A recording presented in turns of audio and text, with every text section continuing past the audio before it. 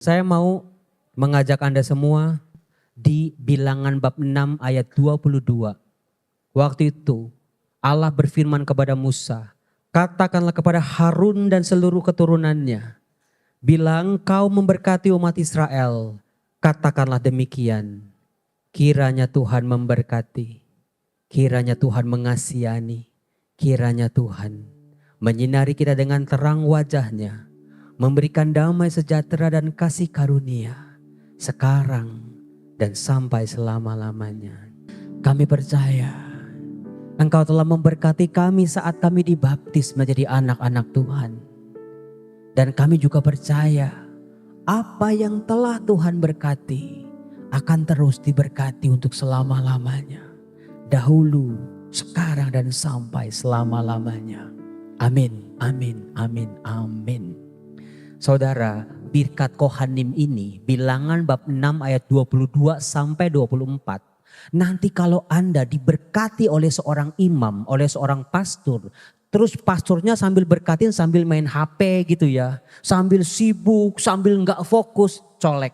Mau Bilangan bab 6 ayat 22 sampai 24 kata Romo Yosef. Karena dalam tradisi Yahudi, seorang imam yang memberkati umatnya, dia harus hatinya betul-betul penuh dengan sukacita. Penuh dengan kegembiraan dan damai. Itu susahnya. Kan gak setiap orang yang saya jumpain baik-baik semua.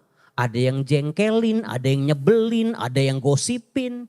Ya kali ketika saya berkatin tadi kan, Tuhan bersamamu. Wah itu ada ibu-ibu yang gosipin saya tuh barusan tuh. Asem misalnya. Itu berkatnya gak bisa.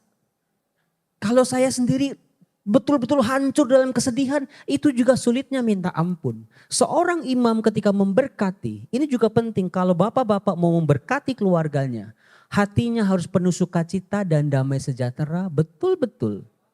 Yang kedua, bahkan ketika si imam memberkati ini, dia harus ada di pikirannya siapa orang di antara ratusan orang ini yang paling membutuhkan berkat. Nah itu dia tantangannya.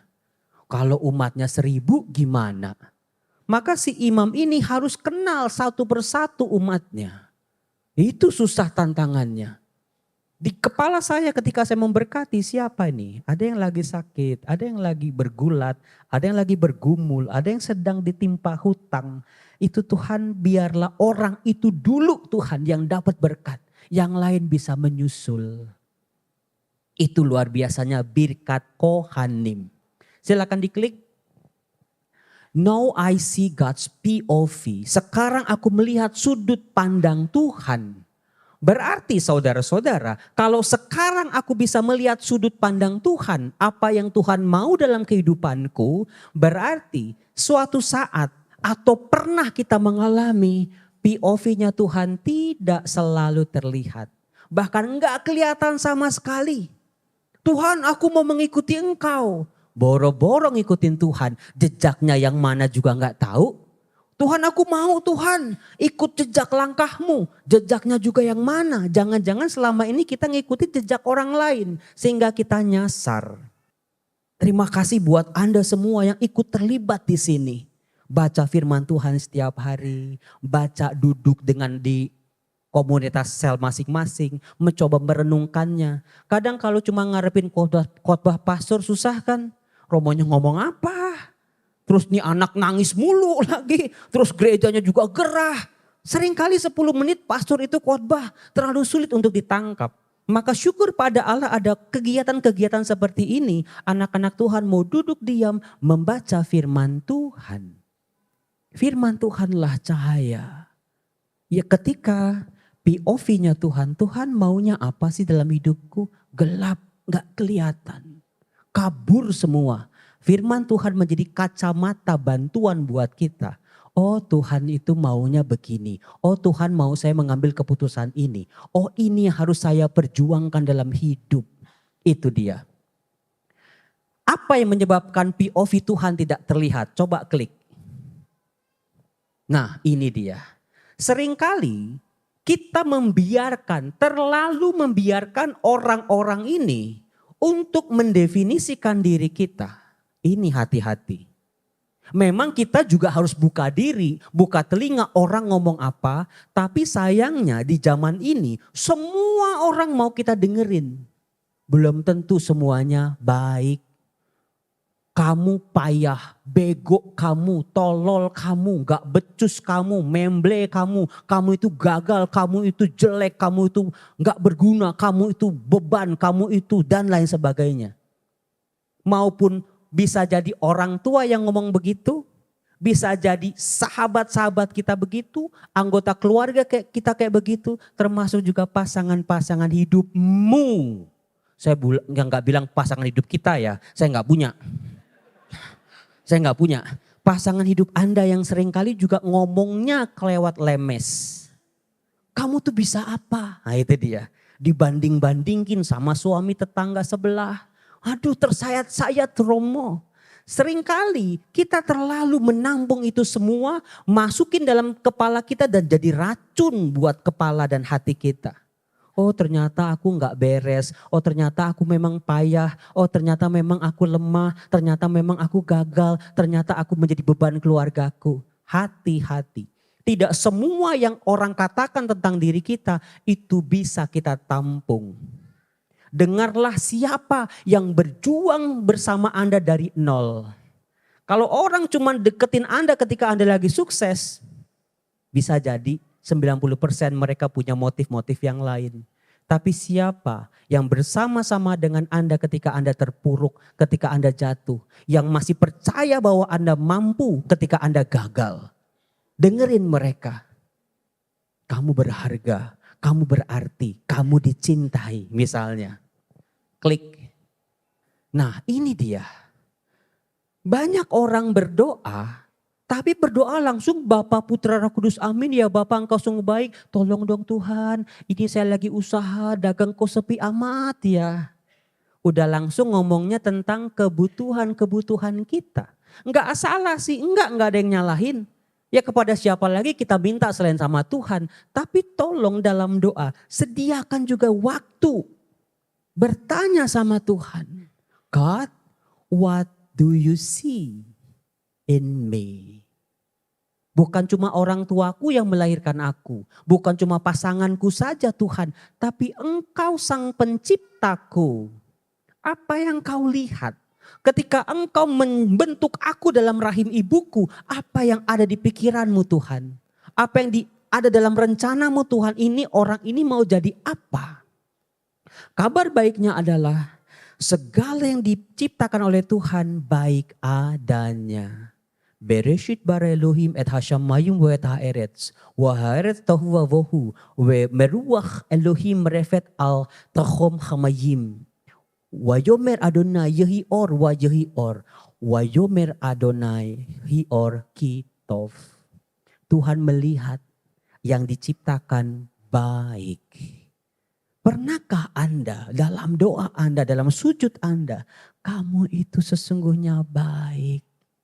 Meskipun kamu lagi bandel-bandelnya sekarang. Kamu lagi males-malesnya. Kamu lagi ngelawan-ngelawannya. Tapi please realize that in you there is a kindness. The pure kindness. Nobody can rob it. Gak ada seorang pun yang bisa merampok kualitas kebaikan dalam dirimu. Karena engkau diciptakan oleh Allah dengan maksud baik. Ini dia. Coba nanti tanya dalam doa Anda di malam hari. Tuhan apa sih yang kau lihat dari aku? Dan biarkan Tuhan berbicara. Anakku, kamu tuh anak kesayanganku. Kamu tuh berharga di mataku. Engkau adalah grand design. Kamu adalah karya terbaikku. Jadi begini. Saya senang banget sama bacaan-bacaan Injil hari-hari ini. Karena begini, dikatakan Tuhan Yesus dalam perjalanannya ke Yerusalem. Di situ Yesus sebelum datang ke Yerusalem harus melewati daerah orang Samaria. Salah satunya adalah kota Yeriko. Anda pasti ingat kalau Anda rajin ikut misa harian. Di pinggir kota Yeriko, Yesus berjumpa dengan seorang pengemis buta sedang meminta-minta di pinggir jalan. pengemis ini adanya di bawah, dia buta nggak bisa melihat, dia nggak tahu siapa nih ribut-ribut kayak apa. Tapi bayangin ya, orang yang nggak bisa melihat, yang buta sama sekali, gelap sama sekali, justru begitu ada keributan dia bertanya, siapakah itu? Orang banyak berkata apa? Yesus dari Nazaret lewat. Lalu dia langsung berseru apa? Yesus anak Daud, kasihanilah aku. Dikatakan Yesus anak Daud. Bayangin saudara-saudara, Daud adalah raja yang besar, kepadanya Tuhan berjanji. Betul-betul aku akan membangkitkan salah seorang dari keturunanmu menjadi raja. Dia buta. Orang lain yang pada melek gak bisa lihat siapa Yesus. Tapi si buta ini mampu melihat. Itu baru di pinggiran kota Yeriko. Tapi apakah Anda tahu Yeriko? Saya itu kan belajar bahasa Yunani dan Ibrani dalam bahasa Itali. Itu kan pusing kan. Italinya aja masih tiamo-tiamo. Udah belajar Yunani, Ibrani, Aram, Arab lagi. Seselingan ada Jerman juga. Yeriko. Ir itu kota. Yeriko itu bisa 3 artinya. Yang pertama city of moon. Kota bulan. Orang zaman dulu ketika namain sebuah kota beda banget sama kontraktor-kontraktor pemborong di Bekasi sana. Di Bekasi kan orang bisa namain perumahan bagus-bagus kan. Taman Harapan Indah misalnya. Boro-boro indah, macet terus pagi siang malam. Betul apa enggak? Kalau hujan udah was-was, banjir nih banjir misalnya. Taman Loka Semerbak misalnya. Atau Villa Melati Mas. Melatinya aja kagak ada satupun. Apalagi emas-emasnya. Ada Mas Jono, Mas Bambang ada. Tapi Villa Melati Mas mah kagak ada. Orang zaman sekarang kalau namain sebuah kota terserah-serah dialah. Tapi kalau orang zaman dulu namain sebuah kota City of Moon. Artinya kota ini memang indah. Saya pernah tinggal di Yeriko itu kalau malam bulan purnama. Itu bulannya terasa deket banget. Memang terasa tuh indah luar biasa. Yang kedua City of Palms. Kota palem-palem. Begitu kita masuk kota Yeriko, itu begitu banyak pohon-pohon palem tumbuh subur. Pohon palem adalah pohon yang bisa bertahan musim dingin, musim gugur, musim panas, musim semi. Dia bisa bertahan hijau sepanjang tahun. Artinya kota ini bukan sekedar indah, seperti bulan yang tampak indah, tapi kota yang memang indahnya bisa bertahan apapun situasi kondisinya. Lalu yang ketiga, City of Fragrance. Kota yang bau wangi. Pik 2 memang indah, tapi bau bau apa? Bau amis. Gak enak itu. Bagus sih rumahnya keren-keren, tapi kalau angin semiring bau ikan asin. Tapi kalau kota Yeriko enggak, City of Fragrance. Memang penghasil wangi-wangian, pokoknya masuk kota Yeriko itu udah indah aja. Udah semerbak, segala yang dinikmati oleh indera manusia ada di situ. Matanya melihat keindahan, telinganya melihat puji-pujian, bahkan hidungnya mencium wangi-wangian. Kota yang memang indah untuk ditinggali. Kota Yeriko adalah salah satu kota tertua di dunia ini. Anda pasti ingat kota pertama yang direbut oleh Yosua ketika masuk kota Kanaan, kota Yeriko.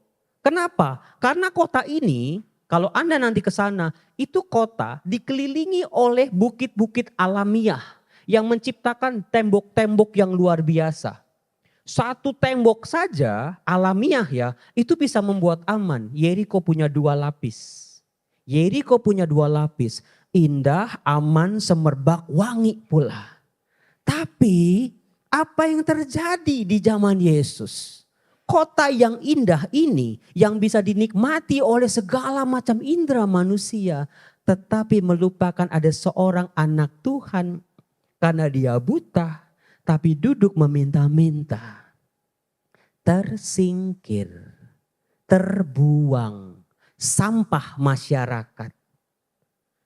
Maka begitu Yesus sembuhkan orang ini, dikatakan orang ini memuji-muji Allah sambil mengikuti Yesus masuk ke kota Yeriko. Persoalannya bukan buta terus sembuh terus udah melek lagi. Tetapi situasinya dipulihkan. Keadaannya dipulihkan. Dia warga kota Yeriko tetapi dia kayak sampah masyarakat. Tapi setelah disembuhkan yuk ikut masuk lagi. God know who you are. Betul-betul. Nah, begitu masuk di tengah-tengah kota Yeriko, ada satu orang lain lagi yang betul-betul berbeda sama sekali keadaannya. Kalau yang tadi buta, miskin, pengemis. Begitu masuk kota Yeriko, kota yang indah, pasti banyak orang-orang kaya di situ tinggal. Orang miskin tinggalnya di pinggiran. Dia berjumpa dengan satu mutiara dalam kitab suci. Namanya Zakheus. Izinkan saya untuk mengingatkan Anda kembali pada lagu waktu masa sekolah bina iman. Zakheus orang pendek mau melihat Yesus nggak bisa. Dia naik pohon gitu untuk melihat Yesus. Lalu Yesus menumpang di rumahnya. Itu Zakheus, kisah Zakheus pemungut cukai yang bertobat. Tapi izinkan saya hari ini menggali lebih dalam lagi. Zakheus, bahasa Ibraninya artinya pure. Orang yang murni, orang yang polos, arti namanya. Zakheus dari Zachariah itu artinya pure. Namanya itu murni sebetulnya. Tapi orang baik ini salah jalan, salah ambil pekerjaan, salah ambil jalan hidup. Sehingga dia bisa-bisanya jadi kepala pemungut cukai dan ia sangat kaya. Kalau nanti baca kitab suci itu yang ditulis. Dia bukan sekedar pemungut cukai saja, dia kepala pemungut cukai. Bayangin, pemungut cukai aja udah tajir melintir, sekarang kepalanya pemungut cukai. Ditambah lagi dia sangat amat kaya. Raffi Ahmad mah putus. Anda kan muja-muja Raffi Ahmad, Sultan Ahmad. Zakheus mah gak ada seujung kuku. Dia kayanya memang kaya banget. Perhatikan ketika dia katanya badannya pendek, gak usah susah-susah bayanginnya, bayangin aja Romo Yosef. 150 cm dengan bangga, I pronounce my height. 150 nih, untung udah pakai sepatu 3 cm. Jadi 160 nih sekarang nih. Dia badannya pendek. Dia mau lihat orang apa Yesus itu. Penting kalau baca kitab suci itu lihat orang apa. Dia cuma melihat Yesus orang apa. Itu kan aneh bin ajaib. Dia mau lihat tapi nggak bisa karena badannya pendek. Lalu coba, ini yang seringkali kita lakukan dalam hidup. Kalau gue kalah sama orang lain, kalau gue dibilang gak bisa, gue akan berusaha lebih daripada orang lain. Itu yang dilakukan oleh Zakheus. Dia berlari lebih cepat dari orang lain, tapi kalau dia cuma jadi yang terdepan, dia tetap akan kalah lagi. Maka dia menggunakan kekuatannya, dia naik pohon ara. Dia lebih cepat, dia lebih tinggi. Lihat, dia sadar dia harus lebih unggul dari Yesus. Salah? Enggak salah. Justru dengan begitu dia bisa lihat Yesus. Tapi yang terjadi, memang Zakheus lebih cepat, lebih tinggi. Dia unggul daripada orang-orang lain. Dia pikir dari atas pohon dia bisa melihat Yesus. Tapi teks kitab sucinya, Lukas bab 19 mengatakan, begitu Yesus lewat, Yesus melihat Zakheus. Guys, do you realize that? Apakah Anda sadar? Kita pikir lalu Zakheus melihat Yesus. Malah enggak. Yang dikatakan Yesus melihat Zakheus. Wow. Lalu apa yang dikatakan oleh Yesus kepada Zakheus? Turun. Buat saya itu sesuatu itu. Bukan karena keunggulanmu, bukan karena kecepatanmu, bukan karena kamu lebih tinggi. Aku bisa melihat engkau. Tapi turunlah Zakheus. Kadang-kadang itu sih yang diharapkan Tuhan dari kita. Kita bisa berjuang supaya lebih unggul dari orang lain. Kita udah lebih unggul, jatuhnya malah jadi sombong, jatuhnya malah jadi tinggi hati. Kata-kata Tuhan Yesus ini, Zakeus turunlah. Dan dia turun loh saudara-saudara. Kan bisa jadi dia nggak mau. Udah susah turunnya. Tapi dia turun. Dia memang betul-betul menundukkan dirinya, merendahkan dirinya di hadapan Tuhan. Dia pikir dengan lebih unggul, dia bisa lebih unggul dari orang lain. Tapi di mata Tuhan Yesus adalah kerendahan hati. Si orang yang tadinya dia murni, Zakeus murni. Tapi salah ambil jalan kehidupan. Siapa sih di sini yang gak pernah salah? Coba tunjuk tangan. Maria. Ada yang gak pernah bikin salah? Saya juga pernah, bahkan sering. Sering kali saya juga salah dalam mengambil keputusan, dalam melihat sudut pandang Tuhan, dalam memahami jalan Tuhan. Saya juga sering salah kok. Semua orang pernah bikin salah diwakili oleh Zakeus ini. Orang yang murni hatinya aja bisa salah jalan kok. Mungkin buat kita ya kalau dengar pemungut cukai, biasalah. Izinkan saya cerita pemungut cukai itu kayak apa. Pemungut cukai dalam zaman Yesus itu sebetulnya waktu zaman Yesus itu kan orang-orang Yahudi sedang dijajah oleh penjajah Romawi. Ini penting.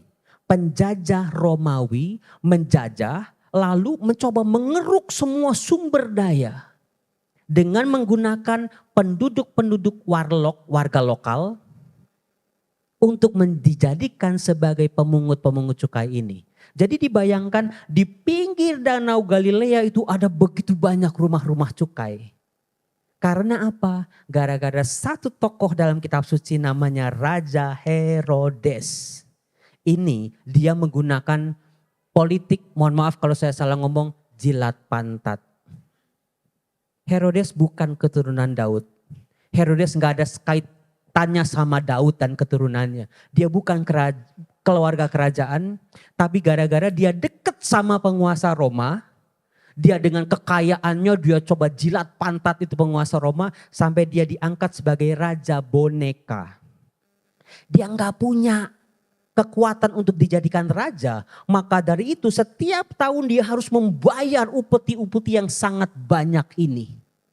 Itu yang terjadi dilakukan oleh Herodes supaya kekuasaannya bisa langgeng. Maka saudara-saudara bayangin ya, di pinggir Danau Galilea itu perahu ada pajaknya. Kemudian juga jala ada pajaknya. Kemudian juga dayung aja ada pajaknya, ikan-ikan yang ditangkap juga ada pajaknya. Semua dipajakin persis zaman hari ini. Menteri Keuangan semua dipajakin sama dia. Ya karena ada sesuatu yang mau dibayar pasti. Waktu itu penjajah Romawi semakin dijilat, semakin berkuasa, semakin sombong. Aku, Kaisar Romawi, berkuasa atas tanah Israel, berkuasa atas danau ini. Satu-satunya sumber kehidupan buat orang di zaman Yesus. Sekarang saya buka mata Anda. Itulah mengapa Yesus berjalan di atas air di Danau Galilea. Yesus menguasai ombak taufan gemuruh. Diam dan jadilah tenang.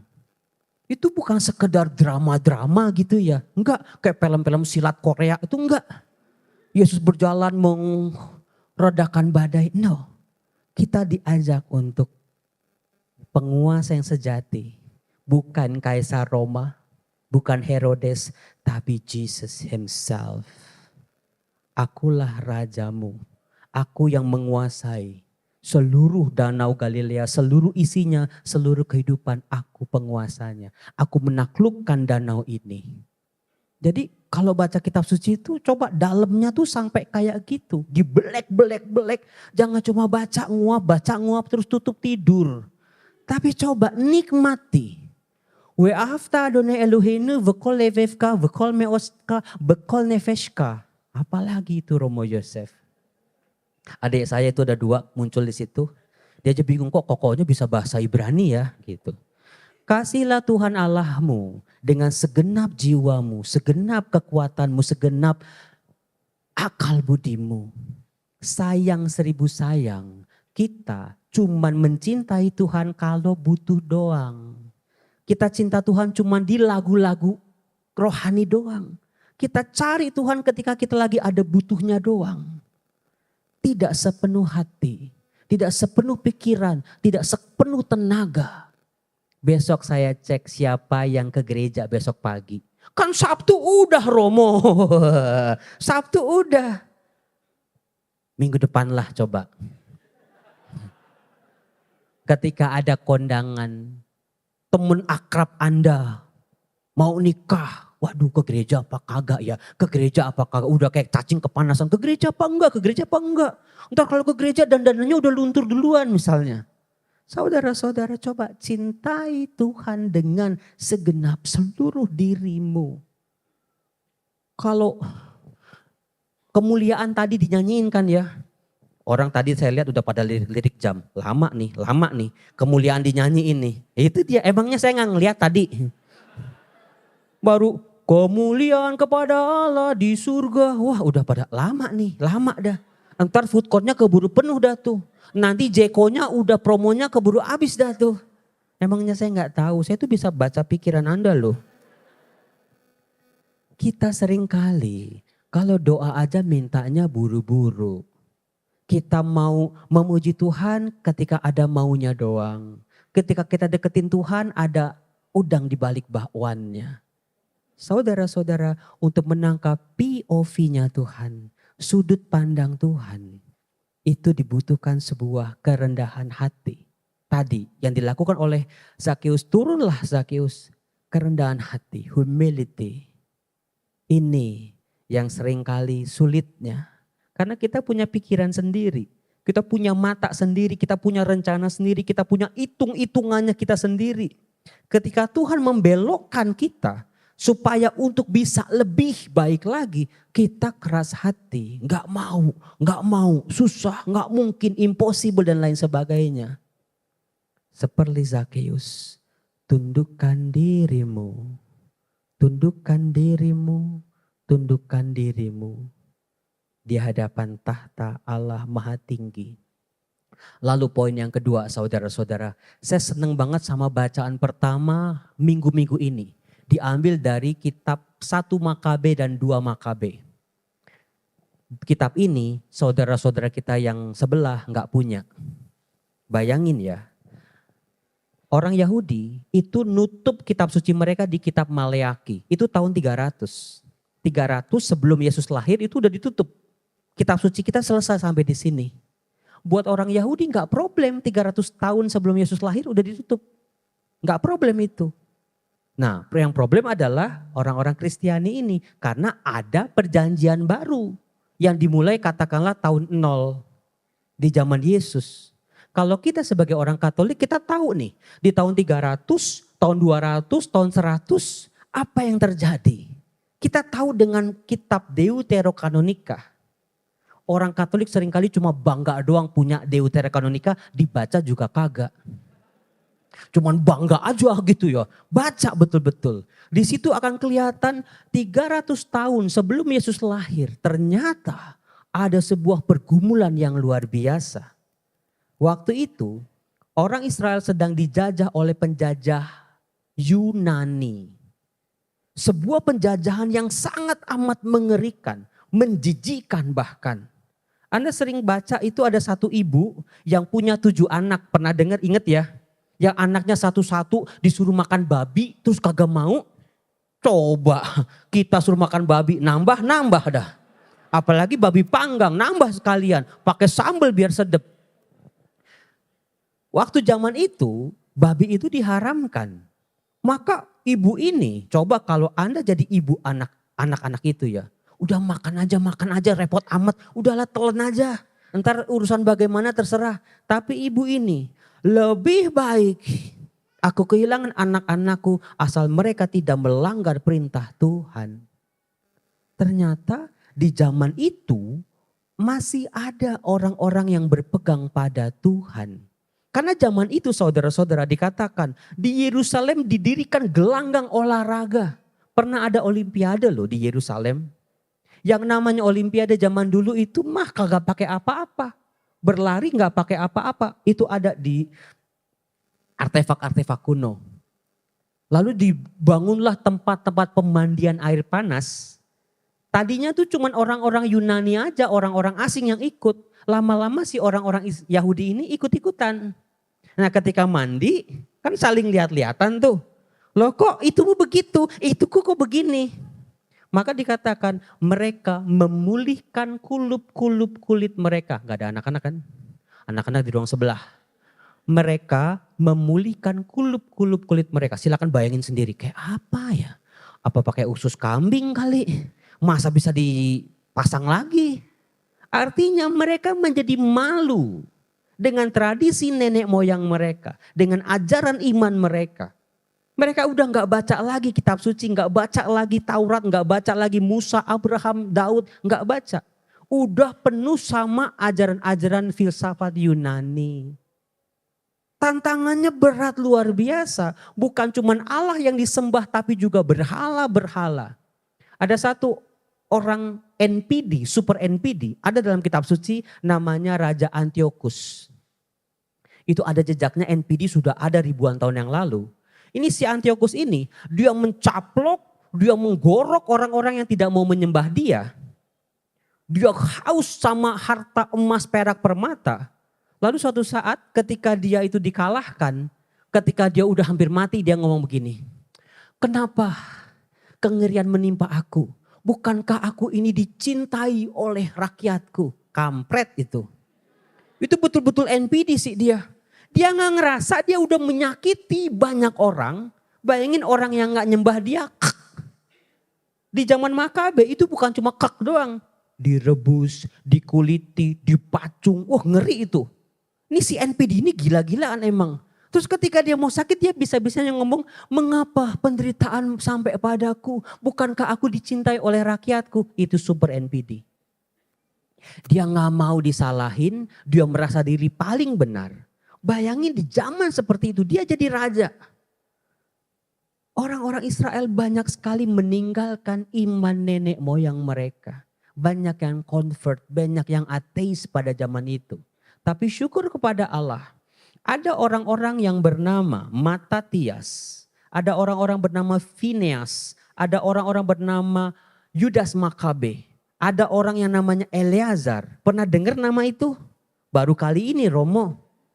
Taunya kan Abraham, Harun, Daud gitu ya, Salomo. Tapi orang-orang ini justru orang-orang yang memang mau berpegang pada perintah Tuhan. Orang-orang baik. Orang-orang yang tahu POV-nya Tuhan kayak apa. Di masa paling parah seperti ini. Romo, zaman dulu penderitaannya kayak gitu. Zaman sekarang penderitaannya cuma berubah wujud aja. Krisis global ekonomi, krisis keuangan yang luar biasa, kok kapan berakhirnya?